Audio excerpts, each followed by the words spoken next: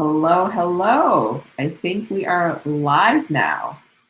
Awesome. Perfect. So, welcome to another episode of Table Talk. And joining me here today is Joe Wiggins. Yeah, Yeah. hi. Thank you so much. I'm super excited.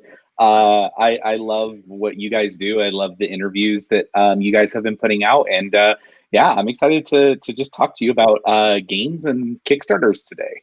Love it. Well, first things first, right? Let's talk about what you have on Kickstarter right now. There's 4 days left, so it's like getting towards the end there, and there's a ton of backers. So I'd love it if you could cover, what the Wanderer's Guide is about and kind of talk us through it. Yeah, so the Wanderer's Guide is a tabletop role-playing game supplement, basically. The way that I like to describe it is back in June. So I've always had this like huge desire to like play role-playing games. And the only time I ever played role-playing games was when I was in junior high. And I had one friend that played Dungeons and Dragons and Yeah. another friend that played Dungeons and Dragons. And in junior high, of course, you don't ever do things properly. So I would play with both of them and they would be the dungeon master and it would Yeah. just be me, right? But it never Oh, okay. occurred to me to like, oh, let's get all three of us in the same room together and play Oh Dungeons and man. Dragons. So, but I moved away from there and I quit playing Mhm. Dungeons and Dragons because I only, played a couple of sessions with each of them. But it was always something that I remember being like, oh man, that was such a cool experience, right? Yeah. And I never really touched it again, but it was always in the back of my mind. As an Mhm. adult, like in my young 20s, I found board games and that became like a huge passion in my life. And I even work in the board game industry now. But I always was just kind of in the back of my mind, be like, I would love to have a role playing group that played like a campaign for like multiple years, and we Yeah. all were the same characters, and the story Yeah. changed and grew, and there were arcs, and these cool Yeah. things happened. Like that was always like a desire of mine. And so this year in 2020 during quarantine, I was like sitting around being like, this is the perfect time to convince people that I know to play Dungeons and Dragons with me. Yeah. So I was a first time dungeon master. They were first time players. But while I was kind of getting the concept together, I was like, I was looking at what was available in the market, right? Mhm. Mhm. And what I saw in the market was a lot of basically pre-made adventures, right? Yeah. So Wizards of the Coast puts out a lot of things. It's like, here's an Mhm. adventure that you can run. And if you look at it, it's like, go to this place, go to this dungeon, talk to this person, fight these monsters. In Yeah. this room, there's a trap in this spot and you'll find this artifact. And like, it's so on rails that the story is like spoon fed to you, right? Yeah. And I was thinking to myself, I was like, I would prefer if, like, I want to write my own story. I don't want Yeah. to tell your story. I want to write my own story. But the whole over daunting, like, the whole daunting thing about that is creating an entire world from scratch, right? Like, I Yeah. have to come up with a world and all of the places and all of the people and the cities and just the scope of it was so big, but it Yeah. was like but that's what I was desiring to do.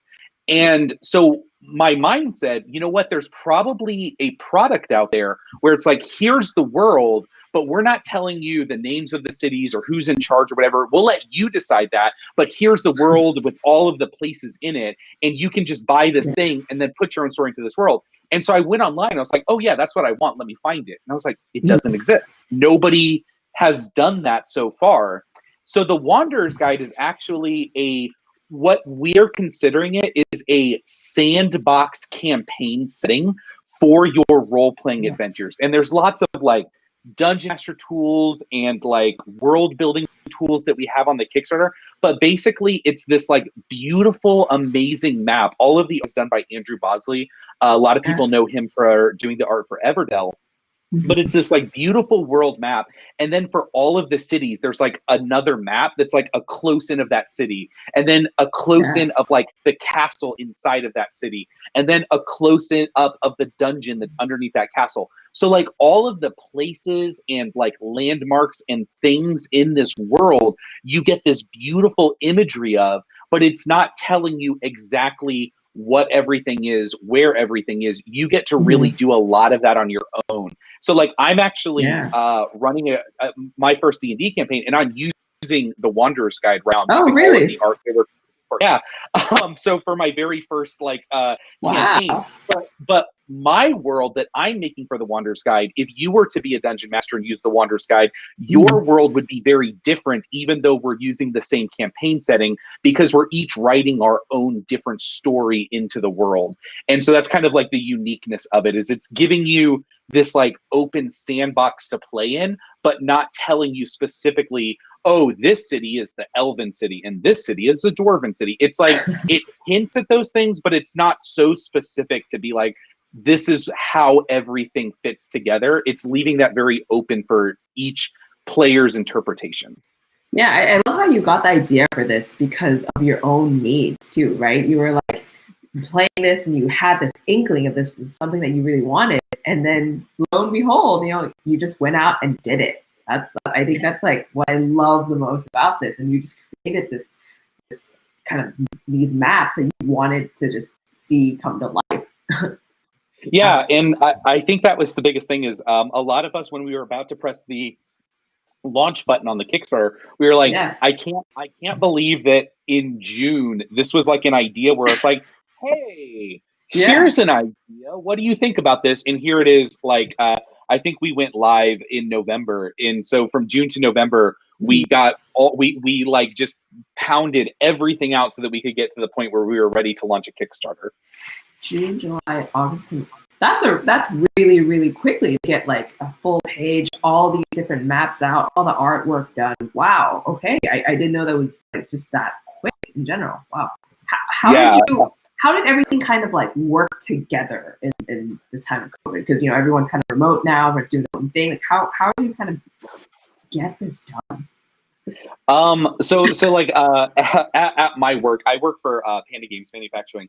But in early 2020, in January, we all took strength finder tests, right? And like my biggest strength was like an activator, right? Like my biggest thing is like if there's something that needs to be done, I'm like, okay, let's do it. What do we need to do? All right, let's check those boxes off, right? That's just like my personality. So like I was kind of coordinating. I have lots of friends in the industry. So I called Bosley up, who we've known each other because we've worked on similar projects. Me doing the manufacturing, him doing the art, and I kind of like pitched the idea. I was like, what do you think about this idea? And honestly, at that time, it was so early that my concept was very different than like what the end product ended up being. Okay. And so Bosley had his own interpretation of like what this was going to be. And as we kind of worked it out, it kind of became this really beautiful thing with like the 3D cutaways of the buildings and like how the like beautiful, like people really love how angled everything is, so it looks very cinematic. Yeah. That was all of him, because my original idea was for it to be more of a top-down cartographic thing, and he wanted to make it feel like Google Earth, but like a fantasy world, which is like when he said that, I was like, that's cool. Yeah, let me open the page up right here. Here's kind of the angle that you're talking about, right? In this little bit here. Yeah, so a lot of people are very used to seeing like Dungeons and Dragons maps that you can use, where it's just like a top down, everything is a square, it's very hard to make out details. And here, it's basically all of the artwork is not so that you can like put miniatures on it and move them around. All of the artwork is to set the stage, is to let your imagination open up the world and explore it. And this is kind of the concept that you can see here, this GIF, is like as you play with the Wanderer's Guide, you're going to create this world, and all of these different events and places are going to open up inside of your world by changing it and writing your own story into it. So I actually have my own version of this world map that I'm marking up in like, oh, we found this little cloister, this like little church that was taken over by demons in the mountains, and like that's not on the map, but I wrote that into my story. So like as they explored this part of the mountains, they found this like it was a Halloween session that I ran where they went to this church and there were all the like demons had like infested the church, and so it was a little fun little Halloween adventure that we went on. But like that's something that's in my story, but it's not on this map, but I just wrote it in. I just took a little thing, and that's one of the things is the book is completely dry erase, so you can like write little things like that into the book, like, oh, there's a little church right here that they found. Is there a little section here? Trying to go through. Is there a little section here that we can see what the book itself looks like? Let me look. Okay, Yeah, here. I think you're almost there. If you scroll down Okay, just let a me little bit scroll more, down. there's this is the pledge levels, and then right below this should be the locations, which is all of the early art that we've done. And Perfect. we're going to have about 5 Wow. or 6 times more than what is being Yeah. shown here. But if you go down just a Okay. little bit farther, all of the Okay. locations that we have ready. Oh, no, that's add-ons. One more. We're almost there. Kickstarter pages are long. Yeah, yeah. Lots of great books, by the way. There it is. Okay. So this is all Ooh, of the locations that we have for the book, but we're going to have many more, and we've broken lots of stretch goals. So we have way more, but this is the art that Bosley was able to do ahead of the Kickstarter to give everybody an idea of the style of art that's going to be in here. So we have a port city, a farming city, a capital city, pretty traditional places that you would have in your role-playing game, a castle, with lots of really cool things that you can see there. We have a tavern, a really beautiful tavern. My party just visited that. Oh, wow, A wizard tower, which is my favorite map of all of them because it's just like so alive with like different things that the dungeon master can draw on. So like the entrance is kind of like this welcoming area, but then you go up to the second floor and it's like this greenhouse inside of this wizard's tower. It has like all of these carnivorous plants in the artwork. And then the next level up is like this room where these golems are on the wall and there's these like sparkling like will-o-wisps like floating around of different colors, so you can just kind of have fun and decide what you want that to be. And then there's like a summoning chamber, and then like the wizard study, and then like a astronomy lab at the top. And so like we have this like beautiful like tiered look of like what a wizard's tower could be in this world for you to like use. I think it's really cool. wow. And how did you both did you both get together and like create these different maps or layouts, or how did the, I guess, ideation phase for all these different locations come about? Yeah, that's like the most fun part of it. So what happens is I get together with another person that's working on the project who has been playing role-playing games his entire life. Yeah. And we get together and we just write down like everything that you think could be found in a dungeon, right? Or everything that could be found in a castle, or everything that would be in a port city. And we just write like a million ideas. And so we have this Excel sheet of like all of these things, and we go online and we like search for different pictures for like, we basically create this like mood board, right? We're like, Yeah. oh, look at this cool picture and look at this cool picture. And we like this and we like this. And here's like a list of like 30 things that we want you to put into this picture, Andrew. And then Andrew kind of takes that and absorbs it like a sponge, and then basically spits out something. And every time he spits something out, it's like, that's amazing. That's perfect. That looks so good. Yeah. You're like, check, check, check, everything. Yeah. So that's really awesome because there's so much detail. I'm looking at the castle right now, which is also like so much detail in each of the little like layers that you're seeing too. All the like little tables there, the carpets, you know, the even I don't know what this is, maybe like a trash can even. Like there's just so much going on in each of the pictures that you're seeing.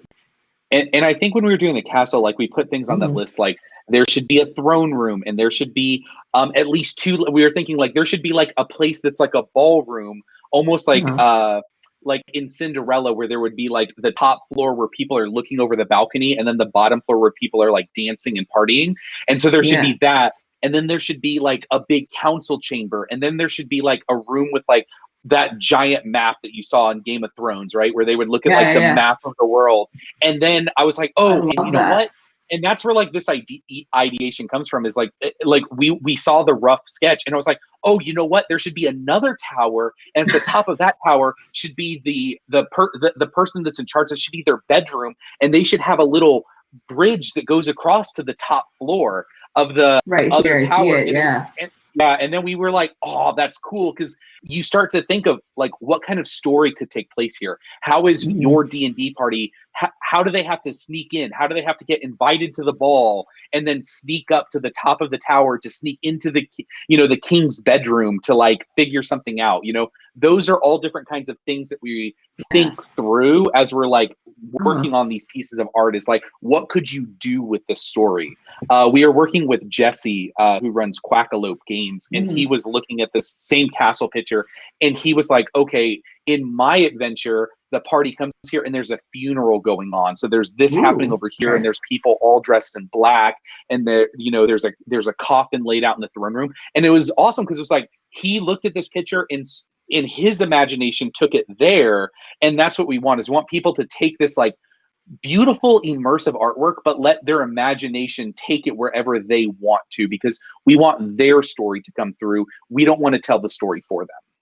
Yeah, no, that's brilliant, especially for people who are kind of like starting to get into being DMs or kind of playing these RPGs, right? Like for people just kind of starting out, or maybe people who are new to this, what kind of like suggestions do you have for people just first immersing themselves into worlds like this? Some people have told us that this is like my first homebrew, right? Like people have like been like, oh, this is like a really good thing. That's like this is my first homebrew, right? Like it's like, instead of creating your world from scratch, it's like, no, I'm taking your world and like writing all the details for it, which makes it a lot easier. So that's how some people have described it. But I would say that if people are wanting to use this product and get this product, I think one of the best things they can do is just like pick a starting point for your campaign to start, and just flesh out that one part. So in my campaign, we came into the port city, which I named Storm Sunder. And I built out that, and there were 2 guilds that were like vying for control of the city. And then there were some gnolls that attacked. And then one of the guild leaders wanted to like was basically trying to like kill the party and stuff like that. And there were assassins and stuff. And so they basically got chased out of the city, but they were in the city for like 10, like 10 sessions. But I had named the other city, but I have no idea. Like the capital city that's on the other side of the map, that's called Highwall. I know nothing about it because they haven't gotten there yet. So they just made their way up to the farming city on the world map, which is right above that. And so my last session, I actually sat down. I was like, okay, what is this city going to be like? And I started writing all the details of this city out. What's the tavern called? Who's the tavern owner? Who's the leader? So I would say that if you're trying to get into this like thing, is just start with one place and flesh out that one place, and don't worry about trying to build all the details until you're a little bit like, until your party is ready to go there. Like exhaust the one place that you're at before moving on to new places. Don't try to basically get your party to visit every location as fast as possible. Like let them travel at their own pace. Yeah, that makes a lot of sense. Like kind of taking it one step at a time too, so that you as like a DM won't be too overwhelmed, and everyone else too will just kind of get to experience and kind of immerse themselves into that world that you created, and really kind of fully like kind of get a feel for it before moving on their adventure too. Yeah. Perfect. So from here, we kind of talked from the production standpoint of it, like the publisher, creator standpoint of it. We talked about all kind of the good things that happened, right? What were kind of some of the challenges of creating a project throughout COVID? The challenges for creating, I mean, I work remotely in my day job, so I'm pretty used to like working with a remote team and accomplishing tasks like that. But I would say like the biggest thing is like, I think right now, there's just a lot of hesitation with projects in general. Like small publishers, I mean, they're trying to get their ideas out there. They're trying to get seen. There's a lot of people that are vying for the same, people to see their projects, and like their project and back their project on Kickstarter. I think so honestly, like when it comes to like marketing, is just trying to navigate those waters. And I would say the biggest thing that's helped me is when I first got into this project, I'm not Mr. knows everything about RPGs. I am very well versed in the board game world, but surprisingly, it doesn't translate super well over to RPGs. So honestly, when I was doing this, I was just reaching out to other RPG creators, and I was just trying to build relationships with them. And just instead of being like, how can you serve me, or how can you make my thing better. It was more like I want to grow in this space with everybody. I think there's room for everyone to exist and to grow. And I think if we lift each other up, then it's going to end up, making the hobby better, as opposed to coming in with like wide elbows as like a new creator being like, I need to fight for my share of the marketplace, is just trying to like, and if you go to our Kickstarter, you'll see, we have tried to promote as many Kickstarters as we can. Anybody that reaches out to us and is like, hey, I have a project and you have a project and our projects probably have the same kind of people that like it. Do you want to share each other's project? 100%. Like, absolutely, let's do it. Like I'll show my audience your project, you show my audience your project, and let's all try to help each other out, right? And I think a lot of people look at it as competition. And I would say that when we're in a stressful time like COVID, it's probably better for us to all band together and work together than to try to fight each other to get, a little bit ahead. Yeah, absolutely. I love what you said about kind of, instead of looking at everyone as a competitor, all boats, when the tide rises, all boats rise too, right? Yeah. So it's great to kind of embrace everyone as kind of peers, like you were saying, because right now you're saying this is kind of like a sandbox RPG campaign, right? You may be targeting early first timers that will graduate into a different campaign or different maps or things like that other people are creating, and it can feed back to you as they draw new friends. And there's all these different possibilities out there. I just embrace you that way. I feel like we're on the cusp of like a really good hashtag or a really good t-shirt idea, though, where it's like, don't compete, collaborate. So there's something there with like the 2 C's, like we're on to something. We'll workshop that later, though. Yeah, absolutely. So from here, let's kind of dig into your Kickstarter campaign, right? You've had a tremendously great run. There's just a few days left to go. 4 days left to go. The campaign ends this Friday, and you've already raised, $50,000 out of the 10 that you wanted to raise. Like, talk us through your Kickstarter campaign. How did it all come together? Yeah, I mean, so like just to lay the cards on the table, this probably could not have gotten made for $10,000. Like, we're just going to be like completely honest. Like everyone knows Kickstarter. I'm not telling anybody secrets, but we felt that it would be good to like have a fast funding and try to like build momentum. So honestly, like around $40,000 is probably where we were like, phew, okay, the bills are paid. Like, we can pay the bills. Like, whew, we don't have to sweat bullets anymore. But we did, Andrew had definitely agreed to do some extra art for stretch goals above and beyond what the book originally the concept was. So as we were able to add these new maps and add these new stretch goals, people were really excited and we're kind of like coming together and banding together. And I would say, like, right now, we're really happy with where we're at. We've got 4 days left to go. This is going to end Friday at 10 p.m. Eastern Standard Time. So we haven't hit our 48-hour mark yet, so I definitely think that we're going to, be well over 1,000 backers, maybe end around $70,000, $80,000. That's kind of what I'm estimating right now based on what I know about the 48-hour mark and everything like that. We have a lot of really cool stretch goals that are like the big push ones. In fact, we're about to have an update that goes out today that's like, hey, it's the last week. But one of the big end stretch goals, and it's the map that we didn't even have a concept of, but everybody on the Kickstarter has been like, add this map, there's actually 2. So one of them is there's a volcano on an island in the world map, and people are like, we want a map of the inside of the volcano. So we're like, all right, like we'll give that to you. So that's going to be one of the big ending stretch goals. But the other big ending stretch goal, which is the one that has been asked for more than any other thing and we had not planned on, is people want a map of a dragon's lair. They want like the mountain that the dragon lives in. So we're going to have, like, as our big final stretch goal, a huge dragon's lair as a map with like that cool 3D cutaway that you saw in some of the other maps. So that's kind of like what one of the big things that we're about to reveal on our stretch goals. But we have a couple more that we're about to hit. We have the Archipelago Island. We have the Island Chieftain NPC. We have a merchant caravan map, which is really cool.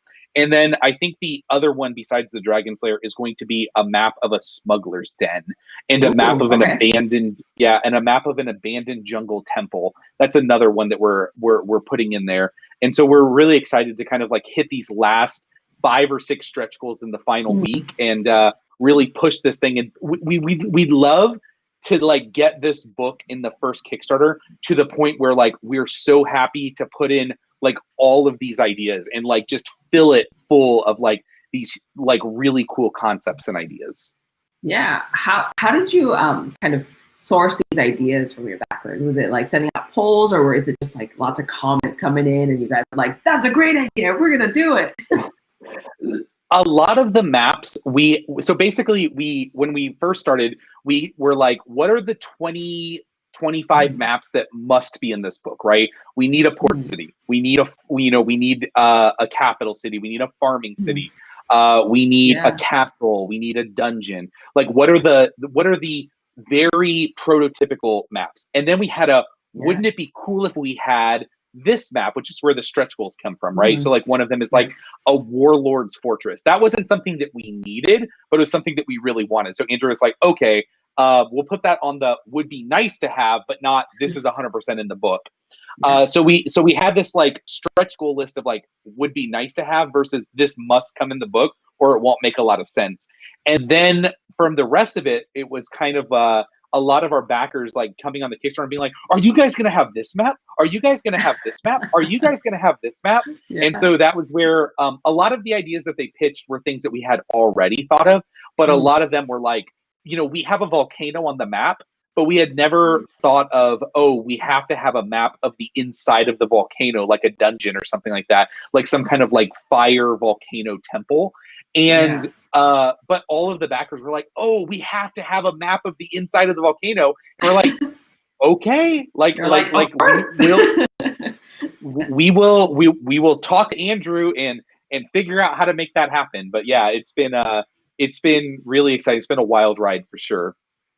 I love it. I love how you have these ideas already too that you want to like kind of slowly roll out to get people excited, but also you're taking all this feedback from backers too. As a backer myself, I love when campaigns do that. I love when campaigns are able to like be flexible enough to kind of change with what everyone kind of wants too. Yeah, and we're first time creators, so it's a little bit easier for us than people that have like 30,000 backers. But I will say we have answered every question that every backer has asked in our comments. Every backer that has sent us a private message, we have responded to them. We've tried to work things out with different backers and stuff like that. We had one backer where he was super involved. He was making so many comments at the beginning, and then he sent us a message and was like, "Hey guys, I have to drop my pledge because of this, that, and the other thing, but I'm really sad because I'm not going to get the. So he's like, I'm just going to pledge $1 for the campaign because I don't want to. I still want to get the updates." But I think it's going to make me lose like the free gift I got for backing in the first 48 hours. And so I messaged him, was like, hey, if you're able to up it in the pledge manager, if things turn around for you, let us know and we'll add that credit in for free so that you can make sure that you get your free gift. So we're trying to be like accommodating for people and trying to be like as good. We're trying to be the type of publisher that we would want if we were backing a Kickstarter campaign. Yeah, no, that's really, really great to hear. And you mentioned a few times that this is the first campaign that you're running, right? Do you see yourself running another campaign after this too, like additional worlds, additional maps? Like where do you kind of see this going? Yeah, we actually have like a really big future. We see a pretty big future for the Wanderer's Guide. On the world map, we've kind of built in a couple of different areas of the map that are very specific to what we want to do in the future. So one of them is in the top left-hand corner. There's these like frozen mountains. And so we want to basically take the camera and move to those mountains and look out this way and see this like frozen northern part of the world. And if you also look in the bottom right-hand corner of the world map, there's this little tip of this like desert continent that's like poking out that ships are sailing back and forth to.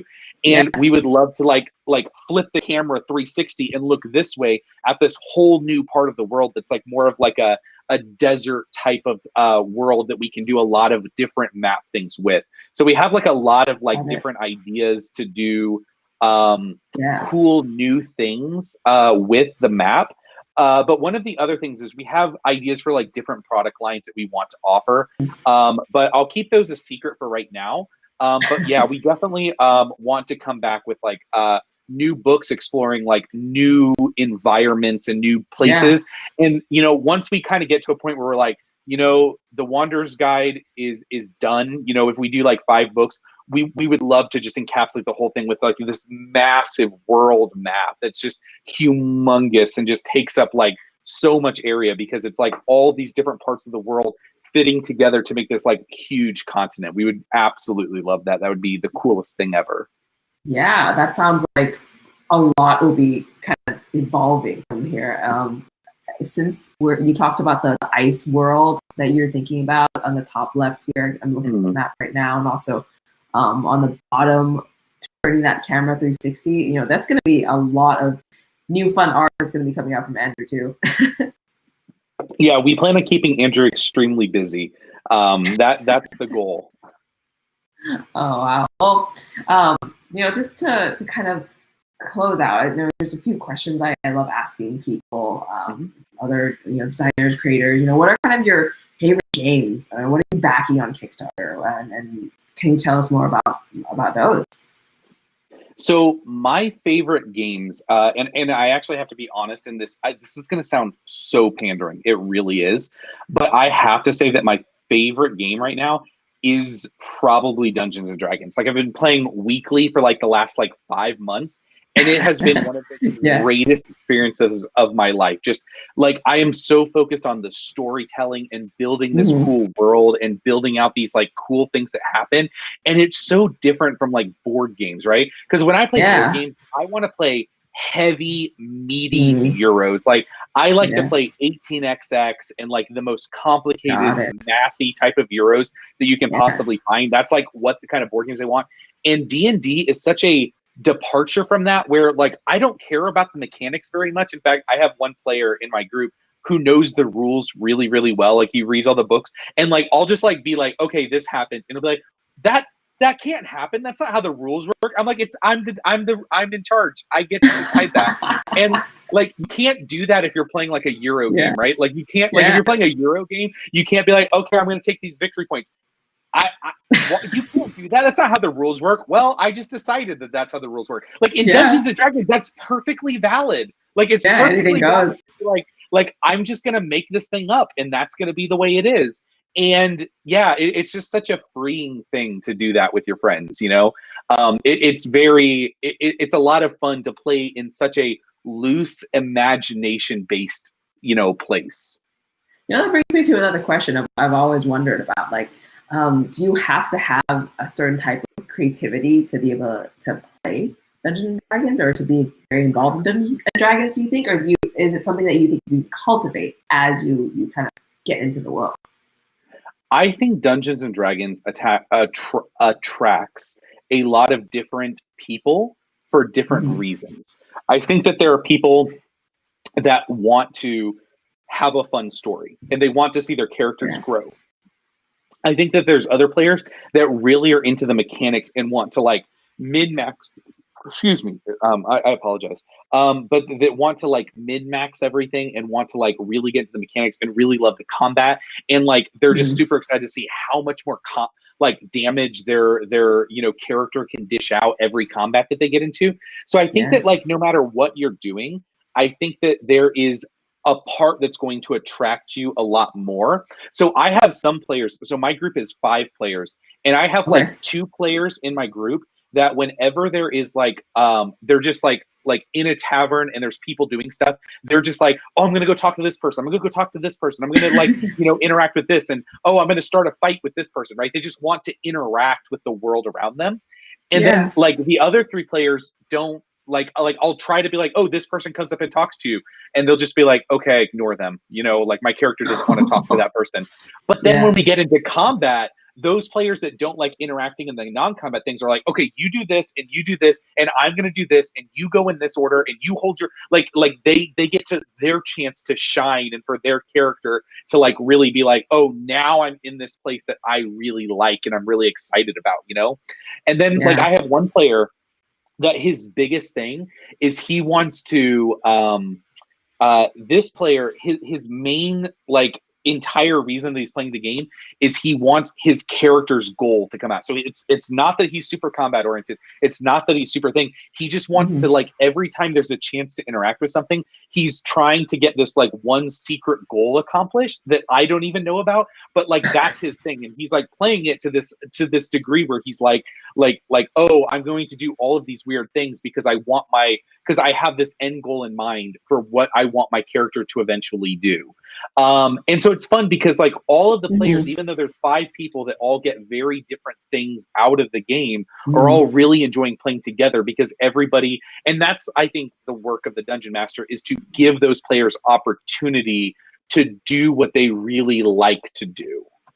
Yeah. So from your perspective, now that you're playing this, and you're doing a lot of Dungeons and Dragons now, like what kind of qualities would a good DM have? Like, how do you kind of build yourself up to be a good DM? I think that there's a lot of things, like you watch things like Critical Role or like listen to these like really big like production podcasts, and people I think are intimidated about being a dungeon master.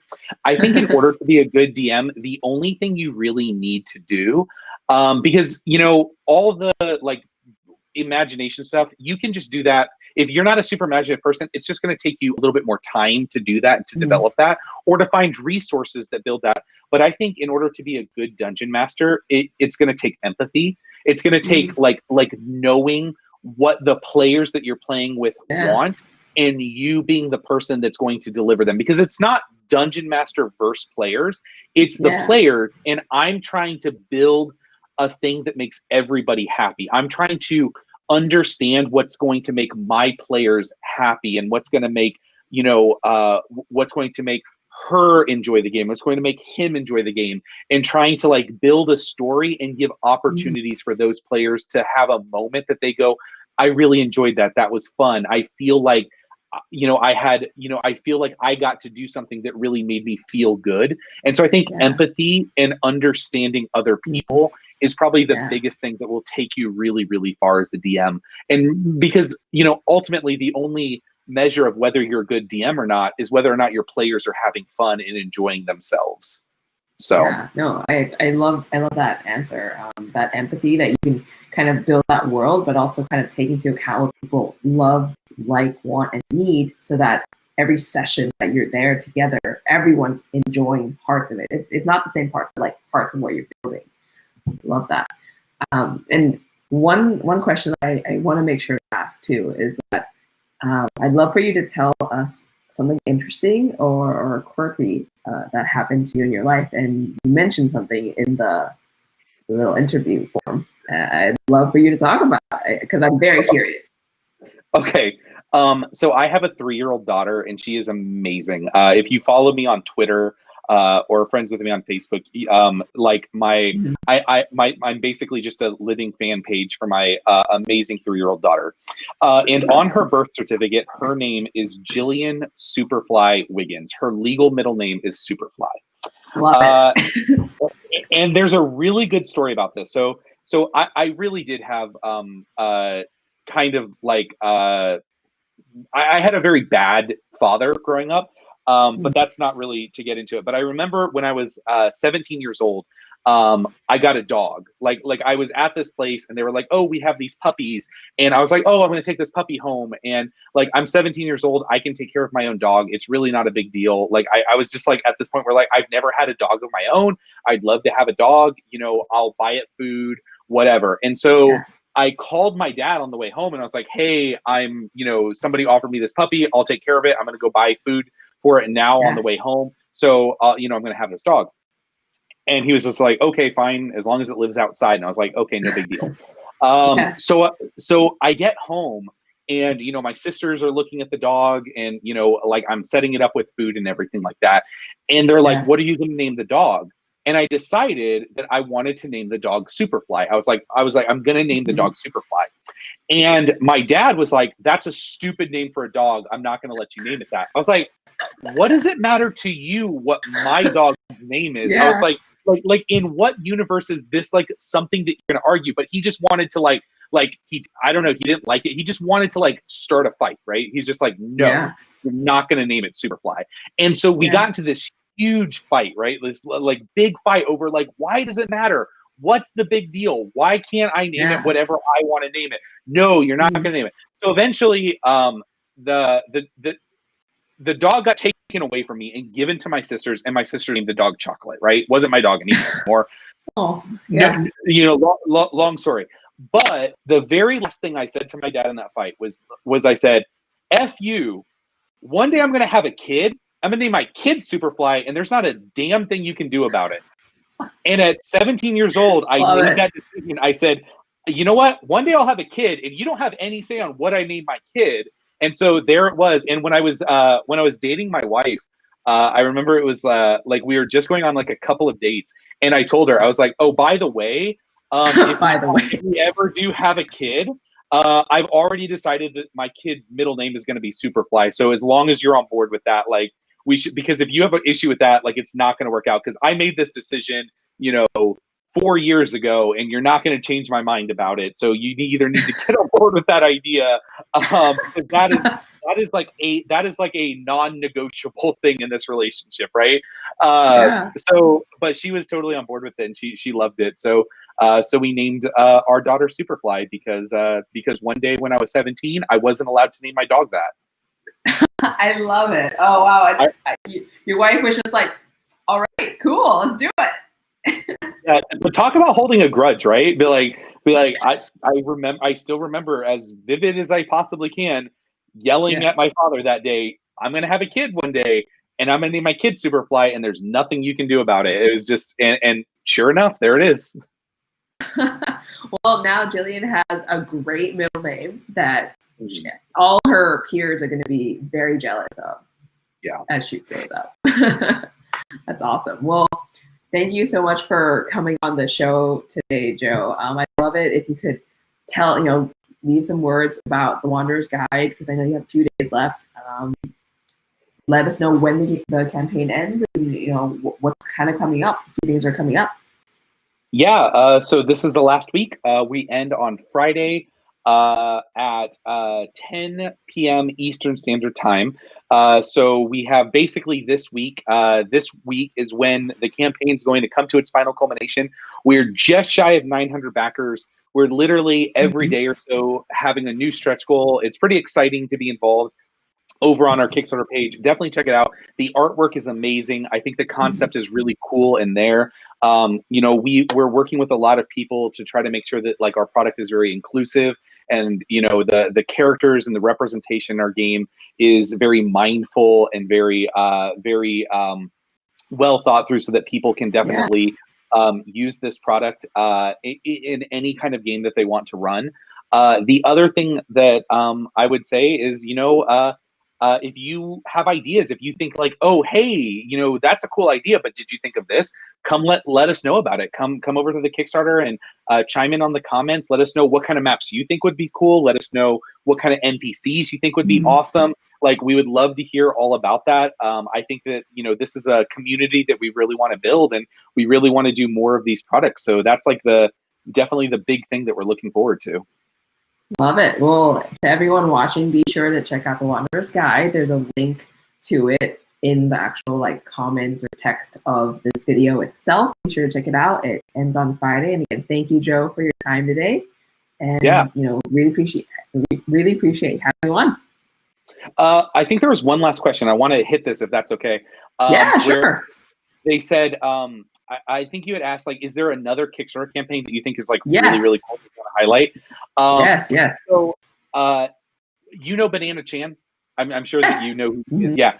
So she's working on this really cool product that's on Kickstarter too called Questlings, which is like an RPG that you can play with your kids if you're an adult, or if you're like a teacher and you want to play with like younger children that you teach in school, or maybe you work for like an after school program. Like it has, I'm sure, more uses, but it's like very focused on adults playing their very first RPG with kids, and I'm super excited to back it because I want to play an RPG with my 3-year-old daughter, and I think Dungeons and Dragons is just like a little over her head. So check out Questlings by I think it's John Leitman is the creator. He's created a lot of other stuff, but Banana Chan is has put a lot of work into this project on her side of things. And if you don't know her, she does Game and a Curry, which is a review site, and she also worked on Jiangxi, Blood in the Banquet Hall, which is another really cool Kickstarter for our very cool indie RPG.